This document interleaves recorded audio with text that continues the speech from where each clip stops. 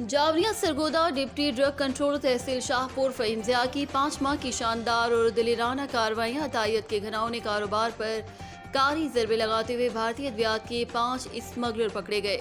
20 medical store seal और 35 के चालान drug court को इरसाल किए। 4 अताइयों के खिलाफ मुकदमात के इंदराज से अताइयों के नेटवर्क को तोड़ दिया। मीडिया से गुफ्तगू करते हुए डिप्टी ड्रग कंट्रोलर तहसील शाहपुर ने बताया कि अताई किसी रियायत के मुस्तहिक नहीं है। उन्हें इस घिनौने कारोबार से बाज रखकर अवाम के जानो माल के तहफ़्फ़ुज़ को यकीनी बना दिया है। तहसील शाहपुर बिलअमूम और जावरिया बिलखसूस के शहरी हलकों ने डिप्टी ड्रग कंट्रोलर तहसील शाहपुर फ़हीमज़िया की जुर्रतमंदाना कार्रवाइयों को सराहा, जबकि केमिस्ट एसोसिएशन जावरिया के मेंबरान ने मेडिकल स्टोर्स मालकान की नुमाइंदगी करते हुए अदायत के मुकम्मल खात्मे के लिए डिप्टी ड्रग कंट्रोलर तहसील शाहपुर फ़हीमज़िया का भरपूर साथ देने के अज़म का इजहार किया। रिपोर्ट हाजी जफर अब्बास, तहसील रिपोर्टर शाहपुर जावरिया।